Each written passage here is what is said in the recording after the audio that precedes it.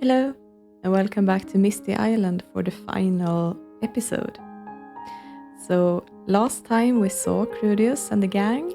They defeated Agreth, the evil witch, and they broke the curse on the island and saved everyone. And as you can see, we now have winter here on Misty Island. It's been half a year since we last saw them, and a lot of things have happened since then. We can see Krudius here, together with Audrey, and they're out in the garden building snowmen. And of course, Krudius has had to adjust to life as a normal human man. He has moved in here into the Crest Gloom house together with little Audrey. And officially, of course, Audrey is living together with her uncle and his family. But physically, she's here with Krudius, of course. And they're spending quite a lot of time together. Ever since Audrey managed to take control of her wishing magic down at the beach, her magical power has only grown day by day. And she's very close to becoming a full-fledged witch. Krudius can sense it. And of course, she needs someone to look after her as her power grows. And Ivia has taken up the mantle as her guardian, or her master, you could say. And things have not gone completely smoothly, of course. Audrey has still been very suspicious of her and very tentative, but she started to warm up to her, and their relationship is improving, of course. And Krudius apparently created an evil snowman. Nice. Very good looking. So Krudius has taken residence here in the Crest Gloom house. He has changed things around a little bit inside of the house. So let's go inside, because I can see that Krudius is getting cold anyway. And Audrey as well. So one thing that has been changing is the passageway down into the cellar. They have decided to open it up and make it an archway down so that it's easier to access this. It's not meant to be a secret after all. And the cauldron and the spellbook is sitting abandoned here, of course. And also all of the reagents that they stole from Agreth and that Ivia didn't want, they have just stocked up here for future, whether that's going to be Audrey who uses it or someone else. And of course, Krudius' broomstick is sitting here back in his holder because he can't use it anymore. Besides that, they have cleaned up this room a little bit. Not any books on the floor anymore, and they've got themselves a nice Christmas tree in here. Of course, the tinned food is gone from the kitchen as well, so let's have them move in here, and Krudius can make them some hot chocolate to warm themselves up. And they're gonna sit down in their favorite armchairs in here. So this has become their sort of daily routine.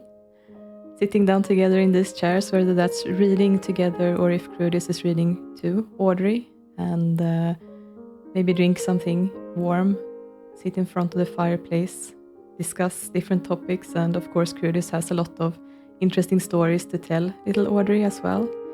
Got a lot of experiences from when he was a wizard's apprentice. And now they're going to celebrate their first Christmas together. So they've been invited to the Witdans to have a Christmas lunch. So that's where they're going to be heading once they've finished up their cocoa. But didn't do much to warm them up, it looks like, so I guess they're gonna have to wait until they get to the Witdans to warm up in front of their fireplaces. We can take another look here on the upstairs as well. Krudius has taken residence in this room, and Audrey is still in her own room. She's cleaned it up a little bit. It is essentially looking the same. And of course the baby room has been emptied. They haven't got anything to use it for currently, but it didn't feel right to have an unborn baby's stuff in there, so it's not there anymore. And this is still looking the same. So Krudius has started to put his own print on this house, and yeah, of course it's technically Audrey who owns the house. She inherited it from well, her parents after they passed away, but yeah, he's staying here as it looks right now. So it looks like Audrey is finishing up her hot chocolate, so she's just gonna clean that up and then they're gonna be heading out. There we go, and now they're gonna be heading out together. So let's meet them up at the Witdans. And Krudius and Audrey have arrived to the Witdan house and they're getting ready to walk inside. And of course, inside they find all of their friends. In this room, we have both Caroline and James sitting on the couch. And we also have the children here listening to Eugene reading a story and then little Marvin playing with a new teddy. We have Fred sitting in front of the fireplace here.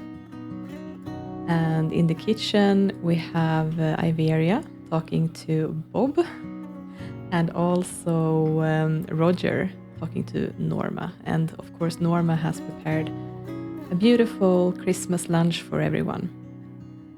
So they're gonna be heading in here.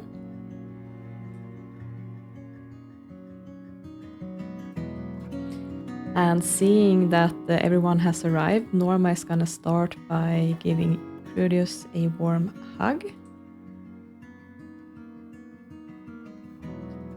asking him welcome to the house, and then she's gonna call everyone to have some lunch. So she's gonna start by serving this. Just put it back on the counter, and then okay, she can't call everyone, but I'm just gonna ask everyone to eat then. So Norma is gonna start here and everyone's gonna follow. So it looks like the kitchen table has filled up, but they've also put together another room here where they can sit and eat as well, with some spare furniture. Yeah, there we go. So the others are sitting down here. Krudius and Ivia are sitting next to one another here. And they have been hanging out quite a lot since half a year ago. And especially now since Audrey is becoming Ivia's apprentice. And well, of course, both of them have quite warm feelings for one another, but so far neither of them have had the courage to start anything. So they've been sort of walking circles around each other. But they keep casting glances at each other, keep trying to stay friendly, stay close. And both of them are trying to build up the courage to take the first step, so to say. And of course, Roger has also grown quite close with them as well. He became like part of the family throughout their adventures, and with him not really having his own family, he's over at the Krudius house quite a lot, and they spent a lot of time together. And he's teaching Audrey a lot of useful things as well, and he always has a home with Krudius, even though he still wants to keep his own lighthouse, of course. So that's where he goes home to sleep every night, but whenever he can, he comes over to spend time. So it looks like they have finished up eating the lunch, and the children, of course, are getting a bunch of different Christmas gifts, but the adults have decided to play a Christmas game. Fred has randomized one gift giver for each person, so that one person gives one other person a gift. And I think that they're gonna start with that game. So to start, we have Eugene, who's gonna go up to Roger and give him a gift. So here he comes, and he's gonna give this bottled pirate ship as a gift to Roger. Merry Christmas! Roger is gonna head out to the others to find his own person. And Krudius, for his part, is taking that as a cue to also give out his gift. So he's going to approach Norma. And he's going to give her his own home-baked berry pie. Now, Krudius was always used to using his magic to cook in the past, but since he lost his magic, he's had to learn how to cook, and Norma has been a great teacher for him, learning how to do that. And she's been serving so many meals for everyone in the town so many times that he felt like he wanted to give her a little special something. So he's gonna give that to her. And I think that Norma is both touched and a little bit impressed by that gift. And to everyone's surprise, Bob is going to approach Audrey with a gift. Now, the children weren't part of this gift-giving game, so this appears to be something that's outside and something that he has decided to do on his own free will. And he's going to gift her with the painting that he's finally finished of Audrey's family. It was something that was commissioned long ago, and he's finally taken the time to completely finish the painting. So he's going to give that to Audrey, apologizing for taking so long to finish it. And he's also telling everyone in the room that his therapy is going well. He has started to learn that he needs to be more generous, and maybe this is a first step, but he's going to continue to do his best to follow through on his promises and to become a better person. And Ivia is going to walk up to him and give him a warm hug and saying that is amazing news, Bob, well done. And after doing that, Ivia is turning to Krudius and asking him, would you mind stepping out into the hallway with me for a moment? And Krudius says, yeah, sure, let's go. So they're gonna be heading out here. And Ivia is turning to Krudius and is giving him a gift. And it is a wizard's hat. This is something that Krudius has wanted for a very long time, and of course he's not a warlock anymore, but Ivia knows about this wish, and she's telling him that I made you new clothes that not particularly warlock looking, and you look very dashing, but I know that you have wanted it for a very long time, so please accept this gift as well, and I hope that you will get to wear it soon. Having said that, she continues and says that I also wanted to thank you for being such a good friend. I came to this island after escaping my old life, and I don't think that I've told you about what happened. I had been living with my master for many years, and I saw firsthand what happened to someone who got corrupted by power and greed, and he turned to the dark magics, and at the end of it, there was no way for me to stay with him. He started out as a good warlock, and at the end, he was completely corrupted and not a very nice person. And I traveled here and made a home here, but it wasn't until I met you that I felt completely at home and at ease here. So thank you so much for bringing that to me. And Krudius tells her that he feels the same way, and he's also very grateful that she told him this story. And they're looking deep into each other's eyes, and things start to get tense around them. And glancing up, Krudius notices that right above Iveria's head, there's a mistletoe. And taking that as a sign, he's going to lean closer and kiss her for the first time.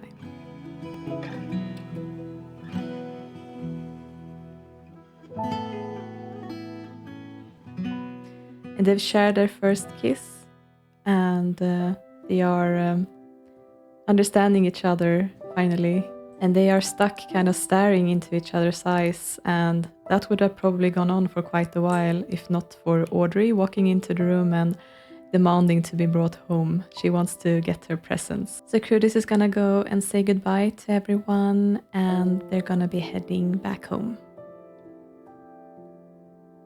So Krudius and Audrey have returned home, and they're hurrying to get into the warmth inside. And Krudius is probably gonna go and light the fireplace here so that they can warm up a bit. And Audrey is of course following.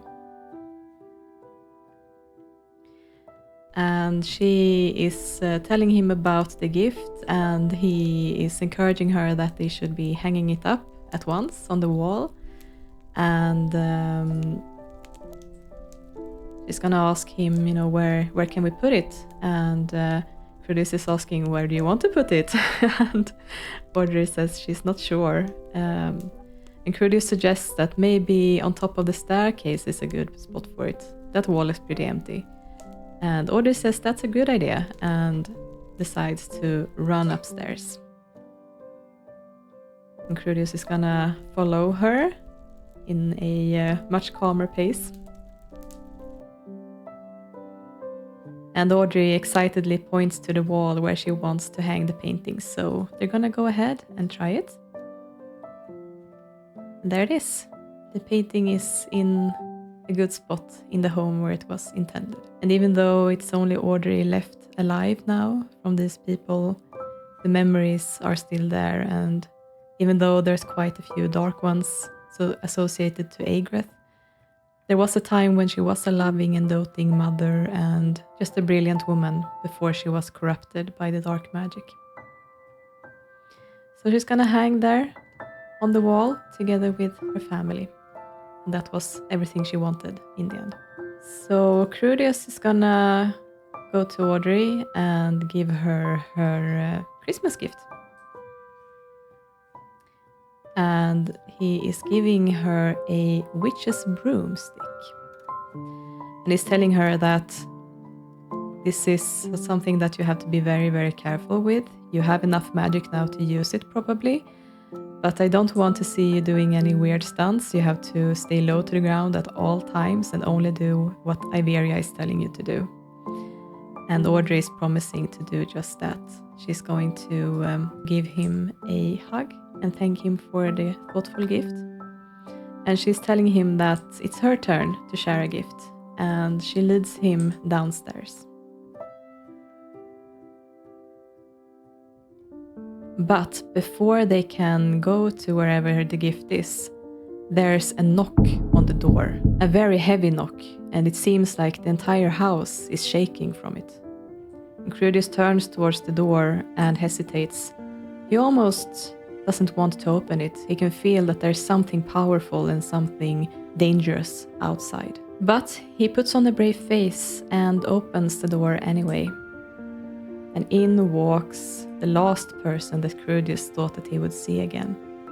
It's his old master, Wulfric Nickelorb. And Krudius is gonna step up to him, stand protectively in front of Audrey, and ask, "What on earth are you doing here?" And Wulfric is telling him that it took a very long time for him to find Krudius, but yet he has been looking for him, and that it wasn't until he received the letter that he finally figured out where he was. And Krudius is confused.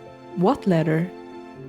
And Wulfric says, it was a letter just informing me where you were located. It was signed with Ivia, if that rings a bell. And Krudius understands that Ivia has been meddling and that she obviously wants him to make peace with his old master, so he decides to listen. He asks Wulfric, "All right, why were you looking for me? Why have you come over here?" And Wulfric tells him that it also said in the letter that Krudius could use a favor, and Wulfric figures that he kinda owes him one. And Krudius is reacting with disbelief. "What do you mean, you owe me one? I'm the one who almost killed you." And Wulfric laughs and says, with good reason.